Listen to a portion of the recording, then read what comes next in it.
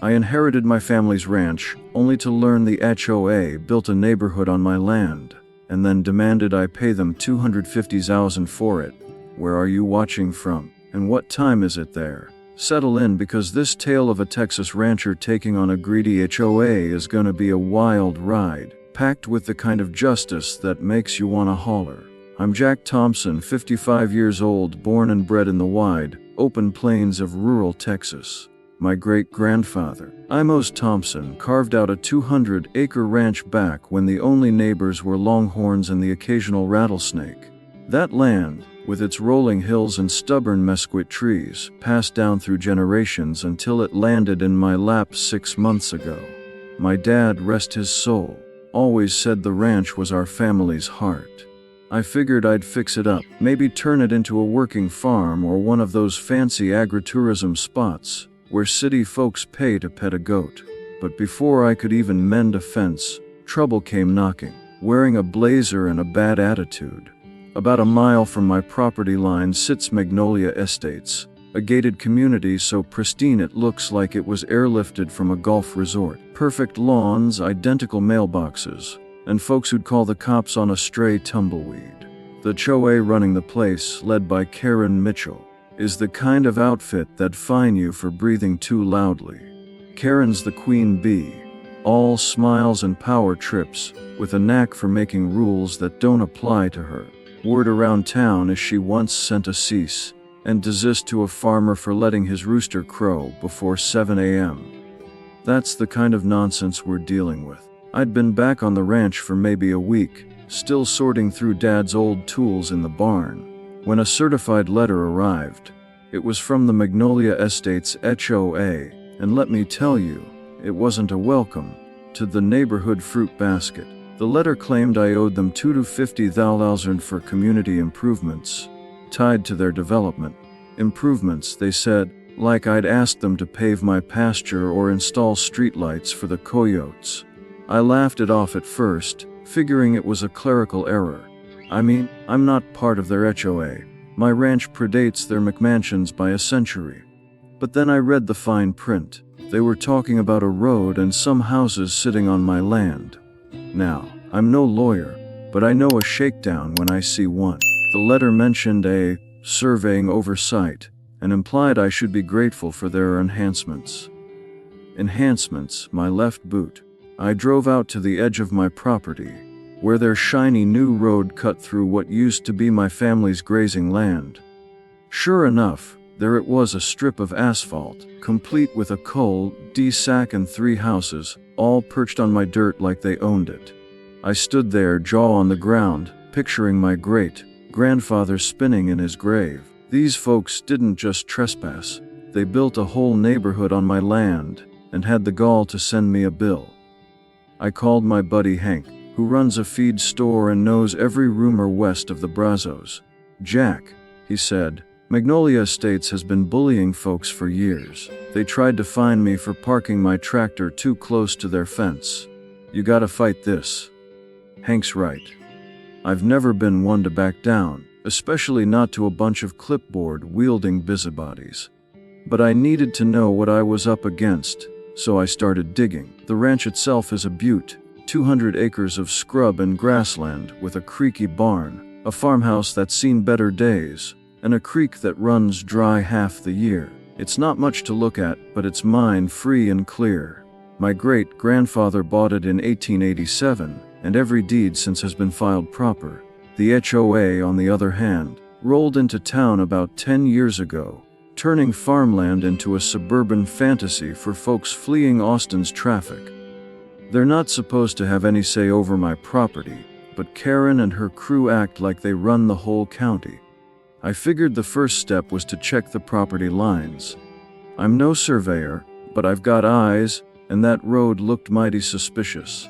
I remembered Dad mentioning an old map in the barn, tucked away with the family records. If I could find it, maybe it'd show the ranch's true boundaries. Meanwhile, I got another letter from the HOA. This one with a deadline. Pay up within 30 days or face legal action. Legal action. They're the ones squatting on my land. I could feel my blood pressure climbing, but I also saw the humor in it. These folks were so used to pushing people around, they didn't expect anyone to push back. That's when I decided I'm not paying a dime. If anything, they owe me for turning my pasture into their personal cul-de-sac. I started picturing the look on Karen's face when I walked into her precious HOA meeting with proof they'd built on my land. Oh, it was gonna be sweeter than pecan pie. But first, I needed hard evidence. I called a surveyor recommended by Hank, a guy named Roy who's been mapping Texas land since the Reagan administration. Roy promised to check the records and walk the property. If they built on your land, he said, it's their mistake, not yours. As I waited for Roy's report, I couldn't stop thinking about the ranch. This wasn't just about money. It was about family legacy and standing up to folks who think they can steamroll anyone with a smaller bank account. I've dealt with my share of bullies, from high school punks to shady cattle buyers, and I've never let 'em win. Karen and her HOA might think they've got the upper hand, but they don't know Jack Thompson. I'm gonna take this fight to them, and when I'm done, they'll wish they'd never set foot on my land. So, that's where it all began. Stick around, because this story's just getting started. Next up, I find something in the barn that turns this mess upside down. If you're rooting for a rancher to stick it to an overreaching OA, you're in the right place. But when I found the old deeds, everything changed. Those Magnolia Estates folks thought they could slap a $250,000 bill on my ranch for their road and houses built on my land, but they were about to learn they'd picked the wrong Texan to mess with. 2 weeks into settling back on my family's 200-acre spread, I was ready to turn their scam upside down. I'd been poking around the ranch, dreaming up plans to bring it back to life. Maybe a working farm, maybe a spot for city folks to try roping a steer. The place needed work fences leaning like drunks, farmhouse groaning with every gust. One morning I tackled the barn, a hulking relic stuffed with decades of clutter. Rusted pliers, a cracked saddle, dust thick enough to plant crops in. Under a tarp I found a wooden crate, its lid nailed shut. I pried it open, and there they were, the original deeds to the ranch, starting with Amos Thompson's claim in 1887, each one tied with twine and smelling like old leather. I hauled the crate to the farmhouse, spreading the papers across the kitchen table. The deeds laid out the same 200 acres with maps sketched in ink faded to brown. A 1920 map showed the eastern boundary, right where the OA's road now carved through my pasture. I grabbed a flashlight and trudged out to check. Sure enough, their asphalt snaked past an old stone marker Amos had set, and 3 houses sat smugly on my dirt. I laughed out loud, picturing Karen Mitchell's face when she realized her gated paradise was built on a blunder. Those deeds were dynamite, but I needed more than dusty paper to take on the HOA's lawyers. Their letters, all highfalutin about a surveying oversight, claimed I owed them for community improvements. Improvements like I'd begged for their cul-de-sac. I called Roy, the surveyor I'd hired after their first letter. "Bring those deeds," he said. "I'll match 'em to county records and walk the land." While Roy worked, I kept digging through the barn. That old structure was a time capsule. Amos's ledger noting cattle sales, a grainy photo of him by the creek, looking like he'd stared down a tornado. This ranch was his legacy, and no HOA was going to steal it. Roy rolled up a few days later, his tablet loaded with digital maps. "You've got Jack," he said, overlaying the HOA's survey with my deeds. "Their road and 3 houses cover 2 acres of your land. The county's got a faulty 90s survey they used. Your deeds are older and rock solid." His report, packed with GPS data and legal jargon, was my ticket to a showdown. I asked how this even happened. "Lazy developers," Roy said. "They cut corners, trust bad surveys, and skip checking original deeds. Seen it before. San Antonio 08, subdivision built on private land, cost him a fortune." That sealed it. The HOA wasn't just wrong. They were betting I'd cave under their 250 ZOAs in demand. Not a chance. I started plotting my attack. The HOA's letters gave me 30 days, but I wasn't waiting. I wanted to march into their next meeting with Roy's report and watch Karen choke on her own rules. I could already see her all bluster and blazers, scrambling when I laid out the truth, but I had to play it sharp. I called my cousin Tom, an Austin lawyer who'd wrestled land disputes before. "Send me the deeds and report," he said. "If they built on your property, they're trespassing. We'll have begging for mercy." While Tom reviewed the paperwork, I drove back to the disputed land. The HOA's road sparkled, lined with houses that screamed, "We're better than you." One had a Magnolia Estates flag, like they'd claimed my land as their colony. I wondered if the homeowners knew their deeds were worthless. Part of me pitied them, regular folks caught in Karen's web. But then I remembered the HOA's threats, demanding my money for their mistake. Pity didn't last long. I swung by Hank's feed store to update him. "You're gonna be the talk of the county," he said, grinning. "That HOA's been terrorizing folks forever. Tried to tell me my store sign was unsightly." We cackled, but it got me thinking. If they were this bold with me, who else was catching hell? I asked around, and stories poured out: fines for tall grass, threats over shed colors. Magnolia Estates was Karen's personal fiefdom, and she ruled with an iron gavel. When Roy's report landed, finalized and official, I felt like a gunslinger loading his six-shooter. The deeds, the map, the survey, they were my arsenal. I circled the HOA's next meeting on my calendar, itching to see Karen's empire crumble. This fight wasn't just about my ranch. It was about every small-time landowner bullied by suits who thought money trumped right. Stay tuned, because when I walked into that meeting, the room got real quiet, real fast. When I walked into the HOA meeting, Karen's jaw dropped. I'd spent weeks digging up the truth about Magnolia Estates' land grab, building a road and 3 houses on my 200-acre Texas ranch, then slapping me with a $250,000 bill for their improvements.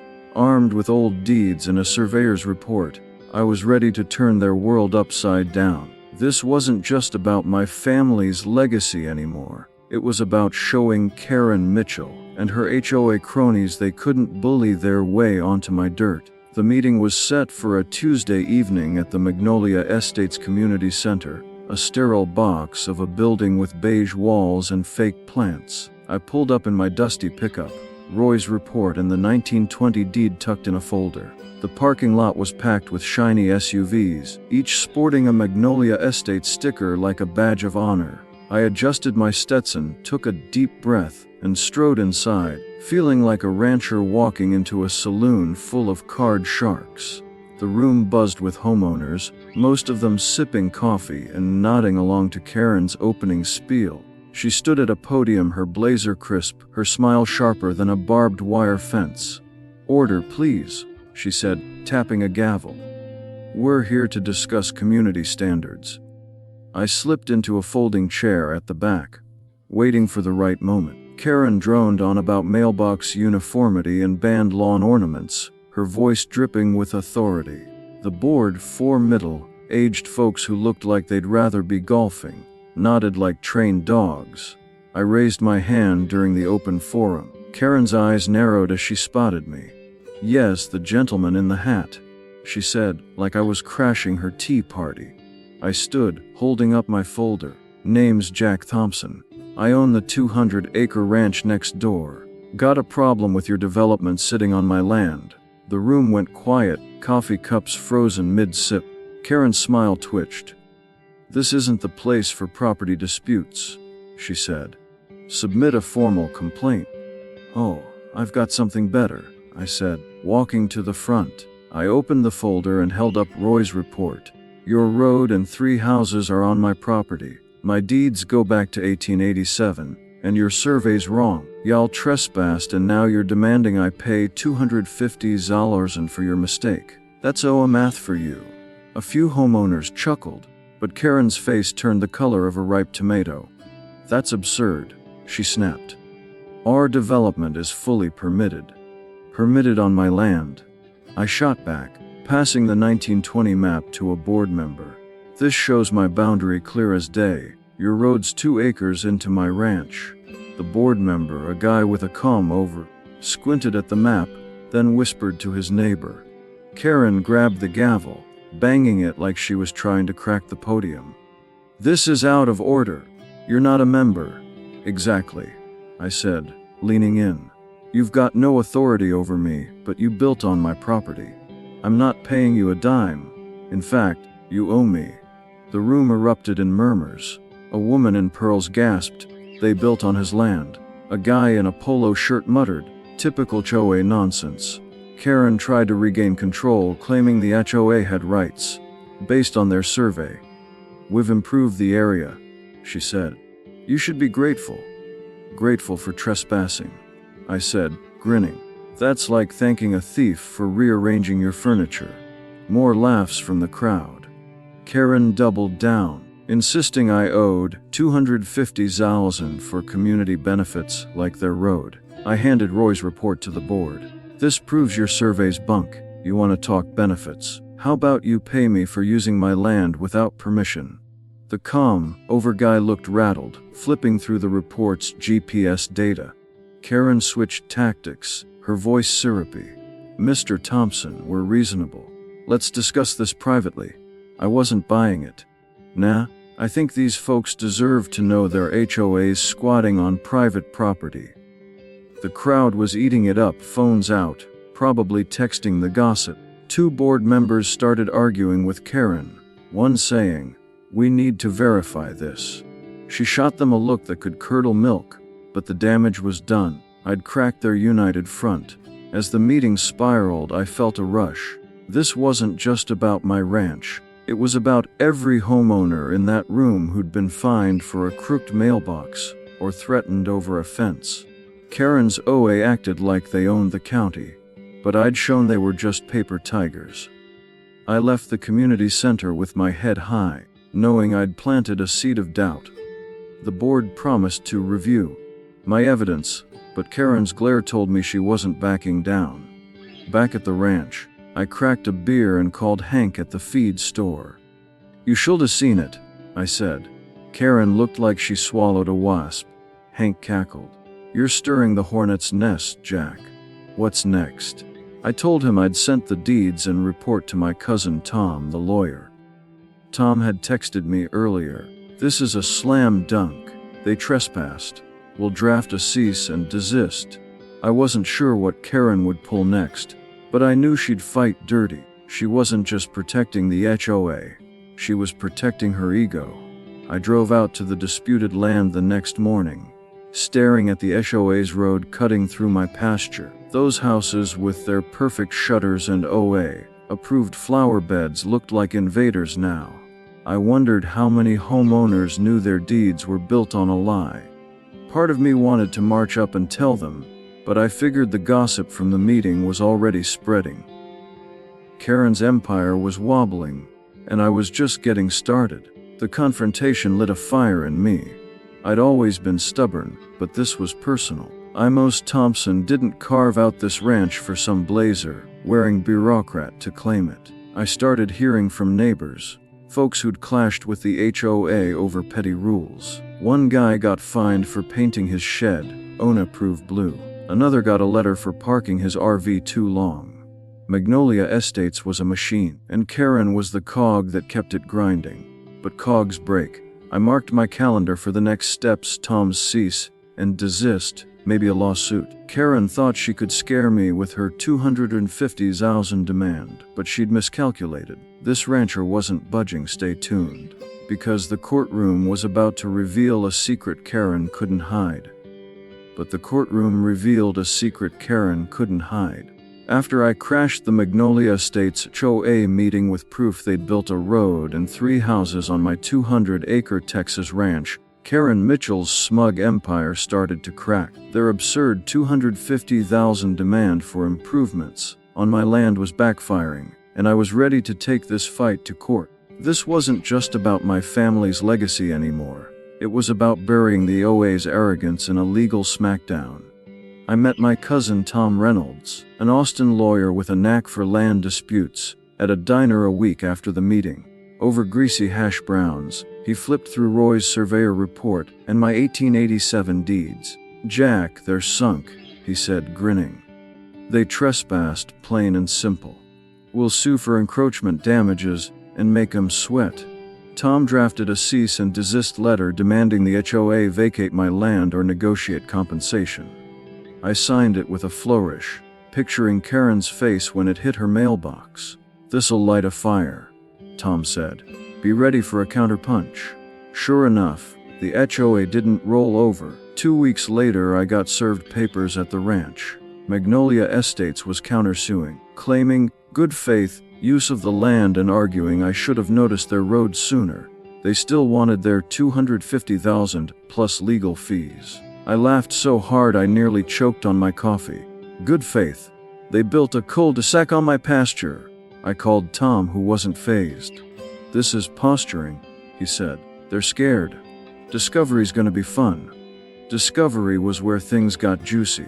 Tom subpoenaed the OA's records, surveys, permits, board minutes. We got a stack of emails showing Karen had pushed the development despite warnings about boundary concerns from their original surveyor.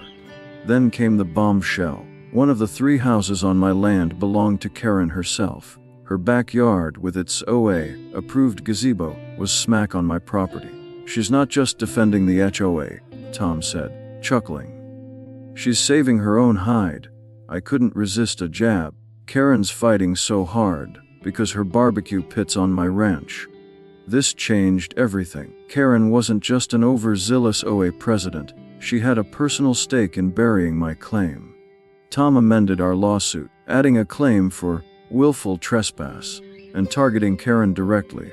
We demanded the HOA remove the structures or pay fair market value for the 2 acres, plus damages for their bad faith.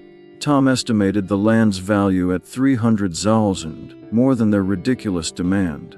"They'll either settle or bleed in court," he said. Meanwhile, word of the lawsuit spread like wildfire.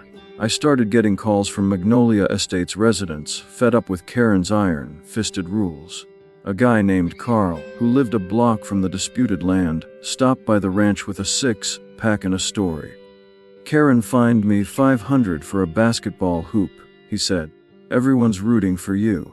Another neighbor, Susan, emailed about a $200 fine for non-compliant window blinds. The HOA's overreach was uniting the community against them, and I was their unlikely champion. Tom prepped me for court, a small Texas county courthouse with wood-paneled walls and a judge who didn't suffer fools. The HOA hired a slick lawyer from Dallas, all polished shoes and jargon. At the first hearing, their lawyer argued I'd abandoned the land by not patrolling my boundaries. Tom countered with my deeds, Roy's report, and the OA's own emails admitting the survey error. The judge, a no-nonsense woman named Hargrove, raised an eyebrow at Karen, who sat in the gallery looking like she'd swallowed a lemon. "This doesn't look like good faith to me," Hargrove said, scheduling a full trial. Karen's crew tried to intimidate me outside court. Their lawyer cornered me in the hallway, offering a $50,000 settlement to avoid further costs. I laughed in his face. "Tell Karen to pack her gazebo. I'm not settling." Back at the ranch, I found an anonymous note in my mailbox. "Drop the suit or else." I showed it to Tom, who shrugged. "They're desperate. Keep it for evidence." I wasn't scared. Amos Thompson faced down cattle rustlers. I could handle a blazer wearing bully. The trial prep unearthed more dirt. Tom got a deposition from the OA's original surveyor, who admitted Karen had ignored his advice to double-check boundaries. Another resident, a retired accountant, slipped us board minutes showing Karen had fast-tracked the road project to boost her house's value. Every revelation tightened the noose. I started to enjoy this, picturing Karen squirming as her secrets spilled out. The community support grew too. Hank at the feed store put up a sign, "Support Jack T. Vess, a tyranny." Locals honked in approval. As the trial loomed, I walked the disputed land, staring at Karen's house across the OA's road. Her backyard fence, painted regulation white, mocked my family's legacy. I thought of Amos scratching out a life on this ranch, and my dad, who'd taught me to never back down. This fight was for them, but it was also for every homeowner crushed by HOA fines and threats. Karen thought she could outlawyer me, but she didn't count on my stubborn streak or Tom's legal chops. The night before the trial, I sat in the barn, flipping through Amos's old ledger. His notes about droughts and hard winters reminded me this ranch had survived worse than Karen Mitchell. I felt ready, like a gunslinger cleaning his revolver before a duel. Tom called to confirm our strategy: hammer the trespass, expose Karen's conflict of interest, and demand the HOA pay up or tear down their road. "We've got Jack," he said. "Karen's about to learn what happens when you build on a Texan's land." The legal battle was heating up, and the courtroom was about to become a slaughterhouse for the HOA's ego. Karen's secret house on my land was the ace up my sleeve, and I couldn't wait to play it.